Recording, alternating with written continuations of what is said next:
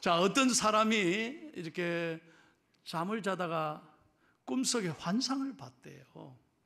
환상을 봤는데 하나님의 나라가, 멋진 하나님의 나라가 보여진 거예요. 그곳에 예수님이 계신데, 그러니까 예수님 주위에 네 부류의 사람들이 이래 모여서 예수님이 너무너무 좋아하시더라는 거예요. 첫 번째 부류의 사람은 어떤 사람이냐? 참 고통과 질병 속에도 감사함으로 이겨낸 사람들. 그래서 예수님이 너무 좋아하셨고요. 두 번째 사람은 어떤 사람이냐? 가난하고 병든 사람을 끝까지 평생 잘 돌봐준 사람들. 그런 사람들을 예수님은 가까이 하시고 아주 칭찬하시고 좋아하셨다. 세 번째는 평생 수도사에서 하나님 말씀을 읽으면서 참 경건하게 신앙을 지키고 평생 기도한 사람들을 또 예수님이 사랑하시고 가까이 하셨대. 그런데 네 번째 부류의 사람은 어떤 사람이냐? 이야, 놀랍게도 그 사람들이 모인 곳에는요, 찬란한 빛이 비치더래요. 그래, 이 사람들은 누구냐고, 특별한 사람이냐 했더니 예수님 하시는 말씀이, 이분들은 다르다. 어떻게 다릅니까 했더니, 이분들은 자신의 머리로 이해되지 않아도 자신의 의지와는 달리 끝까지 순종할 줄 아는 사람. 참 제가 그 얘기 듣고 많은 생각을 했습니다. 그렇습니다. 하나님은 언제나 순종하는 사람을 좋아하십니다. 순종하는 사람을 축복하신다 이 말이에요. 자, 성경에 보면 물이 갈라지는 기적이 두 가지 나옵니다. 물이 갈라지는 기적. 이스라엘 백성들에게 하나님은 똑똑하게 물이 갈라지는 기적을 두 번 보여주셨습니다. 첫 번째는 뭐냐? 출애굽기 14장에 홍해가 갈라진 기적입니다. 자, 이스라엘 백성들이 출애굽하고 모세하고 이렇게 애굽을 탈출했는데 가자마자 얼마 못 가서 홍해를 만납니다. 자, 이거 더 이상 어떻게 할 수가 없어요. 뒤에는 애굽의 군사들이 쳐들어오는 거예요. 앞에는 홍해, 뒤에는 애굽 군사들. 이게 이러지도 못하고 저러지도 못하고 진퇴양난인 거예요. 그때 여러분 어떻게 했습니까? 하나님은 모세를 통하여 놀라운 기적을 베풀어 주셨습니다. 홍해 바다가 갈라지는 거예요. 그래서 수많은 사람들이 그 바다를 건너갔던 기적을 여러분 잘 아실 것입니다. 그런데 오늘 본문이 두 번째 기적인 거예요. 두 번째 기적은 바로 요단강이 갈라지는 기적입니다. 오늘 본문을 그렇게 우리가 읽었습니다. 그런데 첫 번째 기적과 이 요단강이 갈라지는 기적의 차이가 있습니다. 첫 번째는 홍해가 먼저 갈라졌어요. 그런 다음에 건넜어요. 와우, 바다가 갈라졌네. 그러고 건넜어요. 두 번째는 달라요. 요단강은 어떻게 갈라졌냐? 먼저 하나님이 믿음으로 순종하고 믿음으로 발을 내디더라. 갈라진 다음에 걸어간 게 아니라는 거예요. 믿음으로 아멘하고 순종하고 제사장들이 요단강에 발을 내디드니까 갈라지게 됐다는 거예요. 그러니까 첫 번째 케이스하고 두 번째 케이스는 다른 거예요. 다시 말하면 하나님은 언제나 순종하는 사람에게 놀라운 역사가 일어난다는 거예요. 오늘 말씀을 준비하면서 여러분에게 정말 부탁하고 싶습니다. 우리는 이렇게 생각하잖아요. 하나님 보여주면 나 믿을게요. 언제나 우리는 보여주면 믿을게. 하나님 요거 좀 풀리면, 요거 잘 되면, 내가 돈 좀 벌면, 내가 이 몸이 아픈데 나으면 제가 믿겠습니다. 이게 아니라는 거예요. 정말 하나님이 원하시는 믿으면, 네가 먼저 믿으면 하나님의 영광을 보리라, 그거예요. 길이 열리면 순종하는 게 아닙니다. 제가 늘 강조하잖아요. 길이 열리면 순종하는 것이 아니라 순종하면 길이 열리게 되는 것입니다. 그래서 하나님은 순종의 사람을 기뻐하시고 믿음의 사람을 축복해 주시는 것입니다. 자, 이스라엘 백성들이 광야 40년을 지났습니다. 이제 가나안 땅에 들어가야 되는데 필수적으로 건너가야 될 게 요단강이라는 거예요. 자, 여러분에게 친절하게 요단강을 보여드리겠습니다. 보십시오. 자, 그 당시에 이 요단강을 건널 때는 사람들이 장정만 60만 명이에요. 그러니까 남녀, 할아버지, 할머니, 애들까지 다 합하면 수백만이 되겠죠. 여러분 한번 생각해 보세요. 이 수백만의 사람들과 가축들, 짐승들과 함께 이 요단강을 어떻게 무사히 건너갑니까? 한두 명도 아니고. 그런데 이때가 바로 성경에 보면 니산월이라 그랬어요. 니산월은 우리나라로 몇 월에 해당되느냐? 3, 4월에 해당돼요. 3, 4월에는 이스라엘에는 바로 늦은 비가 쏟아지는 계절입니다. 그러니까 그때는 비가 많이 오는 거예요. 그리고 헤르몬 산에 눈이 녹아서 내려서 그 눈들이 흘러서 이 강물에 합류하기 때문에 보통 요단강은 길이가 30m, 강폭의 길이가 깊이가 1m인데 이 니산 올 때는 깊이가 3m, 4m 됩니다. 여러분 한번 생각해 보세요. 깊이가 3, 4m 되는 물이 찬 그곳을 어떻게 수백만이 걸어갈 수 있겠냐는 거예요. 그런데 하나님께서 오늘 여호수아에게 이렇게 말씀하지 않습니까? 자, 14절 말씀입니다. 하나님의 명령입니다. 시작. 백성이 요단을 건너려고 자기들의 장막을 떠날 때에 제사장들은 언약궤를 메고 백성 앞에서 나아가니라. 아멘. 하나님이 요구하신 것 딱 한 가지입니다. 이스라엘 백성들이 이제 요단강을 건너서 가나안으로 들어가야 되는데 딱 한 가지 요구했습니다. 먼저 뭡니까?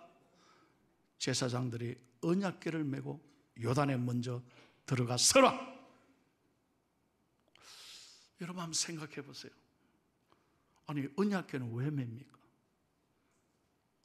지금 먼저 들어가서 무슨 일이 있으면 어떻게 합니까? 그런데 놀라운 것은 여호수아가 명령을 하자마자 어느 누구도 한 사람도 불평하지 않습니다. 왜 이런 말씀합니까?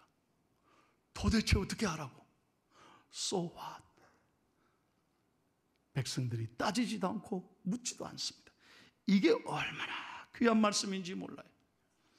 여러분, 결론적으로 여러분에게 말씀합니다. 하나님은 놀랍게 순종하는 사람에게 기적의 역사를 베풀어 주신다는 것입니다. 자, 명령에 따라 제사장들이 언약궤를 메고 요단에 먼저 들어섰습니다. 순종했다는 거예요. 갈라지자 선 게 아니에요. 먼저 순종하고 언약궤를 메고 섰다는 거예요. 그럴 때 하나님이 어떻게 역사하셨습니까? 15절 16절 다 같이 읽겠습니다. 오늘 본문 잘 보세요. 시작. 요단이 곡식 거두는 시기에는 항상 언덕에 넘치더라. 궤를 맨 자들이 요단에 이르며 궤를 맨 제사장들의 발이 물가에 잠기자 곧 위에서부터 흘러내리던 물이 거쳐서 사드단에 가까운 매우 멀리 있는 아담 성읍 변두리에 일어나 한 곳에 쌓이고 아라바의 바다 여매로 향하여 흘러가는 물은 온전히 끊어지며 백성이 여리고 앞으로 바로 건널세. 아멘. 믿으시면 아멘 하십시다. 하나님이 요구한 건 딱 한 가지예요. 믿음, 순종이었습니다. 오늘 저와 여러분에게 주시는 메시지가 이거예요. 아들아 딸아, 여러분 가나안이 우리가 앞으로 가야 될 천국입니다. 요단강은 이 세상입니다. 생각지도 못한 강물이 요당치고 파도가 밀려오고 우리에게 끊임없이 두려움과 사망과 사건 사고와 아픔과 질병과 눈물을 주는 곳이 요단입니다. 이 요단을 건너가야 되는 거예요. 내 힘으로 어떻게 할 수 있겠어요? 오늘 하나님이 말씀하는 거예요. 네 힘으로 안 된다는 거예요. 절대로 이 요단 같은 이 험한 세상을 내 힘으로 안 된다는 거예요. 하나님이 요구하신 건 딱 한 가지. 아들아 딸아, 순종해라는 거예요. 말씀 앞에 신뢰하라는 거예요. 하나님의 말씀을 내 작은 지식으로 내 머리로 계산하지 마시라 이 말이에요. 온전히 하나님의 말씀을 말씀되게 의지하고 하나님을 붙잡을 때 하나님이 강을 갈라주시고 이끌어 주신다 이 말이에요. 여러분 앞에 어떤 장애물이 있습니까? 오늘 1, 2부에 많은 분들이 말씀에 은혜 받고 저한테 와서 그래요. 목사님, 내가 잘 건너가겠습니다. 화이팅! 할렐루야!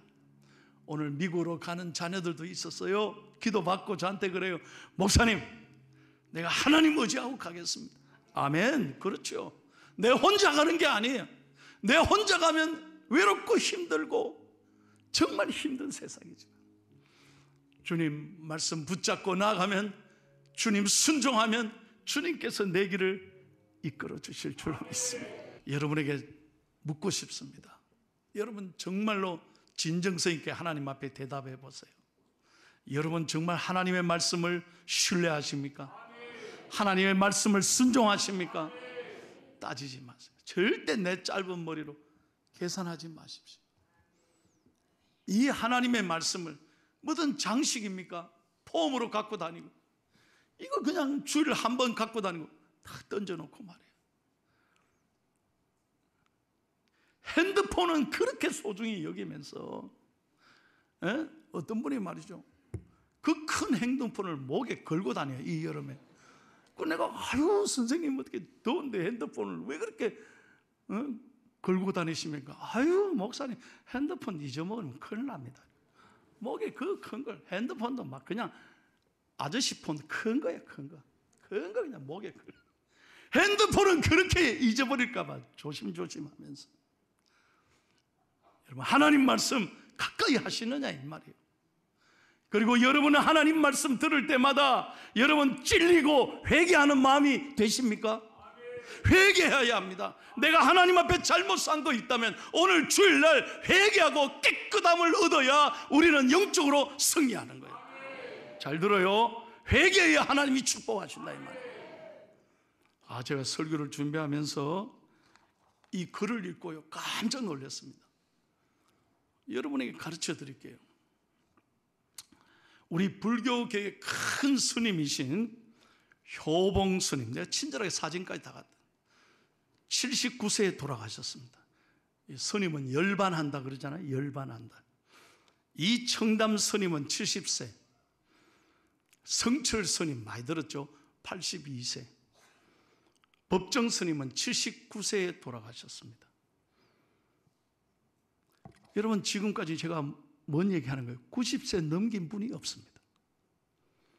자, 우리 개신교 목사님들 제가 소개, 물론 빨리 돌아가신 분도 있죠. 잘 봐요. 영락교회 한경직 목사님 99세, 영등포교회 방지일 목사님 104세입니다. 와우 하니까 설교가 힘이 납니다. 충영교회 김창인 목사님 96세, 경동교회 강원영 목사님 90세, 모두 90세를 넘기셨습니다. 평균 수명 20년 차이 나더라는 거예요. 나 깜짝 놀랐어요. 자, 여러분 이 고성들, 이 훌륭한 스님들이 여러분 절은 얼마나 좋은 데 있습니까? 뭔 말인지 못 알아들었어요? 경치 좋은 곳에 다 절이 있잖아요. 그 절은 얼마나 공기가 깨끗합니까? 그 맑은 물, 새소리, 맞다고 좀 해줬어요. 그 무공의 나물, 그렇지, 나물. 잡수 쉬는 게 그냥 당뇨도 없어. 그런데 왜 이렇게 일찍 돌아가시냐 이 말이에요. 난 깜짝 놀랐어요. 그러면 목사님들은 이 세상 속에 삽니다. 저도 목사지만 목사들은 스트레스가 많습니다. 새벽 기도도 해야 되지.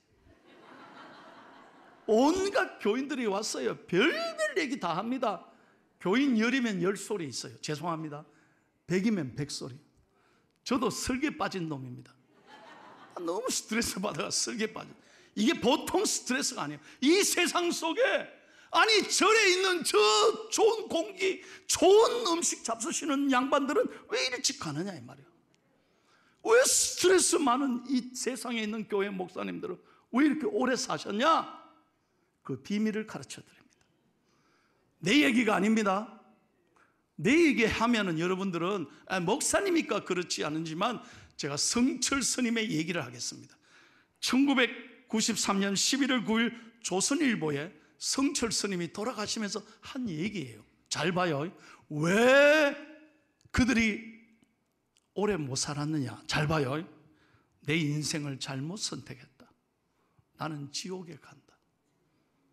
내 죄는 산보다 높고 바다보다 깊은데 내 어찌 감당하랴. 내가 80년 동안 포교한 것이 헛것이로다. 우리는 구원이 없다. 여러분이 이게 귀한 거예요. 우리는 구원이 없다. 죄값을 해결할 자가 없기 때문이다. 믿으시면 아멘 하십시오. 참 스님의 말이 이렇게 진리예요. 이 말씀처럼 올바른 말씀이 없어요. 여러분, 절에는 끊임없이 수행하고 끊임없이 내가 부처가 되기 위해 돌을 닦지만 내 죄를 해결할 곳이 없다는 거예요. 이걸 알아야 돼. 이걸 알아야. 세상의 어느 곳에도 죄를 해결할 곳은 없습니다. 저도 여러분 아시잖아요. 양산 통도사에서 3년간 공덕을 들어서 낳은 아들이에요. 나는 어릴 때부터 우리 보살 어머니와 함께 절에 다녔어요. 내가 고등학교 들어간 고등학교도 부산 해동고등학교 처음 얘기합니다. 해동고등학교는 절 스님이 세운 학교입니다. 하나님이 나를 쓰려고요 절에 고등학교를 보냈습니다. 그래 고등학교 3년 동안 내가 불경을 배운 사람이에요. 스님이 매주 2시간씩 들어와서 칠판에서 다 눈을 반쯤 감고 전부 다 감습니다. 그리고 아랫배에 힘을 주고 힘을 줍니다. 참선에 들어가겠습니다. 딱딱 치다가 우리가 장난하면 이 새끼야. 여러분, 내가 그렇게 공부했습니다. 매주 월요일 아침 전국 전체 조례할 때 거룩한 부처님께 귀합니다 노래를 불렀던 사람이에요. 그런데 제가 제 인생을 돌아보니까 그렇게 이런 불경을 공부해도 기쁨이 없어요. 왜? 내 죄가 해결할 방법이 없다는 거예요. 이게 중요한 진리입니다. 그러나 내가 중3학년 때부터 교회 나가서 예수님을 만나고 내 죄를 대속 짊어지신 예수를 만나고 내가 기쁨이 생겼다 이 말이에요. 세상 어디에도 없는 위로가 있었어요. 그래서 여러분 아셔야 돼요. 여러분이 회개해야 은혜를 받습니다. 회개해야 내 영과 육이 새로워지는 거예요. 죄에 눌리면 끊임없이 여러분 스트레스를 받아요. 사도행전 3장 19절을 봐요. 하나님 말씀이에요. 시작. 그러므로 너희가 회개하고 돌이켜 너희 죄 없이 함을 받으라. 이같이 하면 새롭게 되는 날이 주 앞으로부터 이를 것이요. 할렐루야, 할렐루야. 예수님만이 우리의 죄를 해결한다 이 말이요. 그래서 우리는 매주 예배를 통해서 지난 한 주간 상처 있고 고통 없고 우리의 모든 죄를 깨끗하게 용서받아. 그리고 우리는 성령으로 새 사람이 되어서 이 세상을 향해 나아가는 이 은혜가 있기를 축복합니다. 자, 그러면 마지막 한 가지 더 생각합시다. 아니, 제사장들이 왜 언약궤를 울름해야 돼? 언약궤가 보통 무거운 거 아니에요. 그럼 이게 뭔데? 그 언약궤는요 3가지가 있었어요. 이스라엘 출애굽했을 때 이스라엘을 이끌었던 아론의 지팡이. 제가 워낙 설교를 잘하니까 핸드폰이 놀래가지고 이거 그래 쳐다보지 마라, 괜찮아요. 아론의 지팡이. 2번째는 만나. 우리에게 일용할 양식을 주시는 하나님의 양식. 3번째는 십계명을 새긴 2 돌판. 이게 뭡니까? 하나님의 임재를 상징한다는 거예요. 잘 들어요. 이 세상은 요단강이에요. 왜 하나님이 요단강을 건너는데 왜 언약궤를 메고 서라고 했습니까? 하나님이 부족했습니까? 하나님 말씀 한마디면 요단강 쫙 가르는데 왜 언약궤를 짊어지라고 했겠어요? 이걸 알아야 된다는 거예요. 언약궤는 하나님의 임재를 상징해요. 예수님을 상징한다 이거예요. 우리의 길이요 진리요 생명이요 우리의 소망이신 예수님을 붙잡을 때 요단강이 갈라지는 거예요. 예수님이 여러분의 인생에 빛이 되고 등불이 되기를 축복합니다. 그래서 여러분 무슨 일이든 예수님과 함께 가요.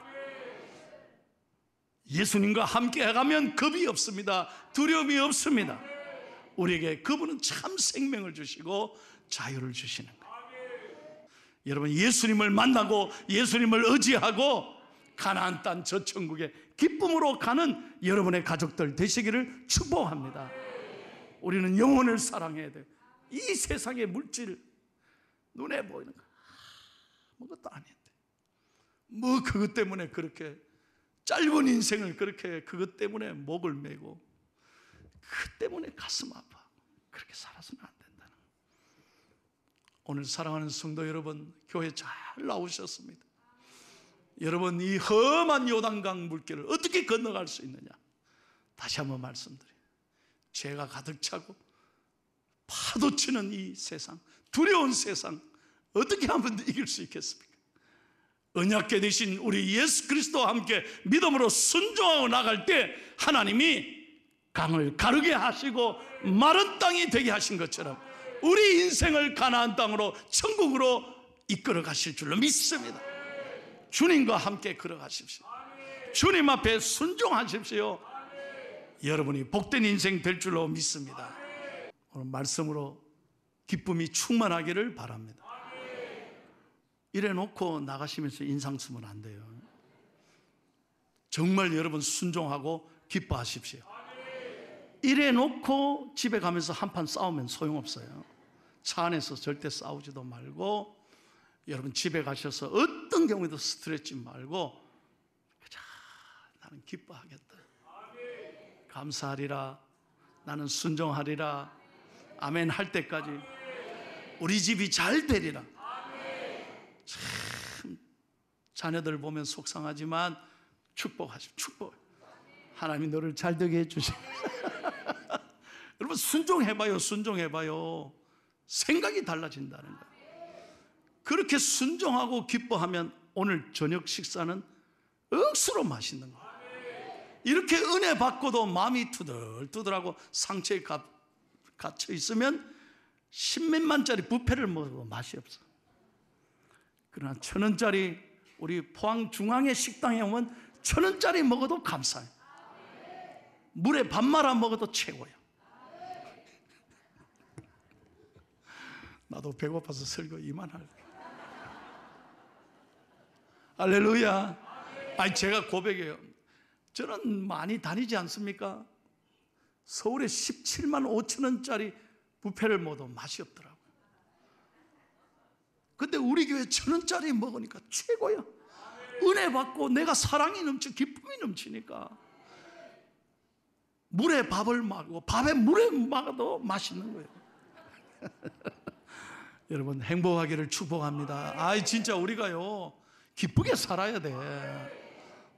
세상에 어디 가서 위로받겠어요? 교회 나오면 하나님이 순종하면 기쁨을 주세요.